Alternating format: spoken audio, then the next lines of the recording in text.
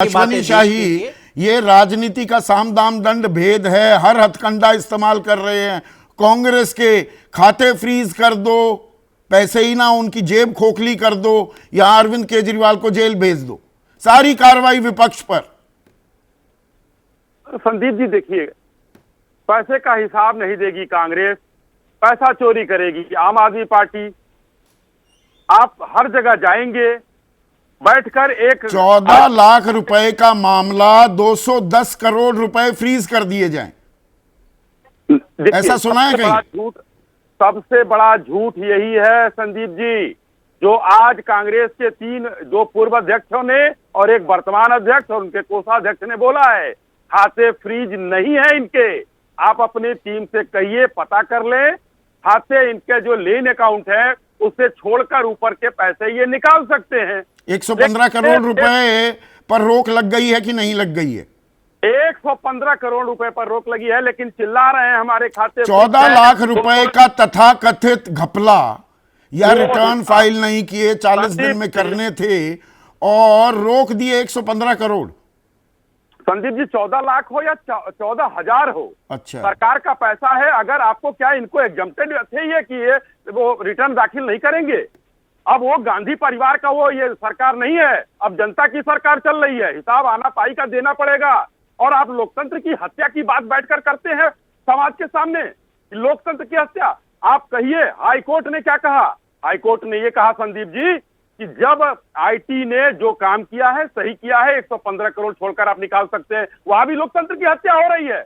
आपको हाईकोर्ट पर और ये अरविंद केजरीवाल के यहाँ ईडी पहुंच गई। वो अजित पवार, चक्की पीसिंग एंड पीसिंग।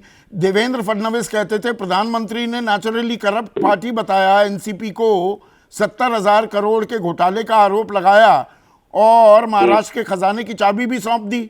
कहां है उनके खिलाफ वो कार्रवाई? कहां गई?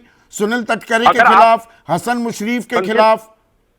संदीप जी नाम लंबे हैं, आप कहिए ना, एबीपी न्यूज पर आप कहिए तो इनको छोड़ दिया जाए। इन्होंने कोई गुनाह नहीं किया है, ये बेकसूर है। नहीं, मैं ये पूछ रहा हूं वो कौन सी वॉशिंग मशीन है जिसमें धुल गए अशोक चौहान, जिसमें धुल गए अजित पवार, जिसमें धुल गए हेमंता बिस्वा शर्मा, जिसमें धुल गए मुकुल रॉय, जिसमें धुल गए बीएस येदियुरप्पा?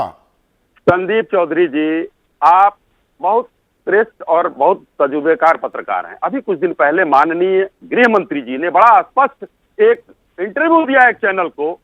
उन्होंने स्पष्ट कहा कि जो चार्जशीटेड हैं हमने उनको अपने पार्टी में लिया है, और जिस दिन वो लालू प्रसाद यादव जी की तरह अगर उनके घर ईडी क्यों नहीं पहुंचती, वही तो पूछना चाह रहा हूं। क्यों नहीं पहुंचती? वो तस्वीरें क्यों नहीं दिखती? चल रही है सारी ईडी की जांच विपक्षी नेताओं के घरों पर ही होती क्यों दिखाई देती है? और जो इन लोगों के खिलाफ कार्रवाई हो रही थी बीजेपी में आने के बाद, उनका घर का रास्ता और दफ्तर का रास्ता ईडी क्यों भूल जाती है? अगर उधर मान लेते हैं आपकी बात कि भूल गई है रास्ता, तो क्या ये बेगुनाह है?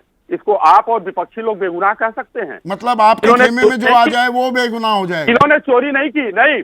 वहां पर मैं कह रहा, मेरी बात आपने पूरी नहीं होने दी। अगर वहां पर चार्जशीटेड व्यक्ति कोई भी सजा याफ्ता हो जाता है, उसके खिलाफ आरोप तय हो जाते हैं, 24 घंटा नहीं लगेगा उस संबंध तोड़ने में हम लोगों को।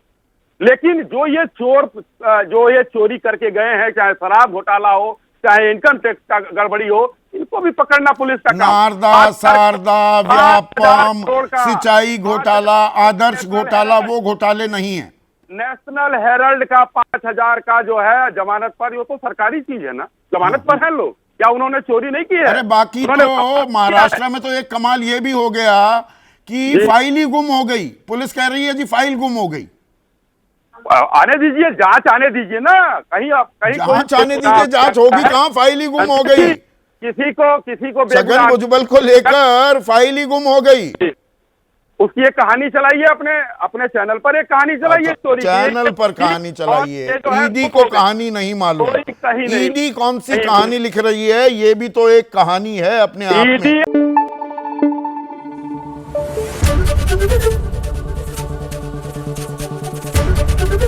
एबीपी न्यूज आपको रखे आगे।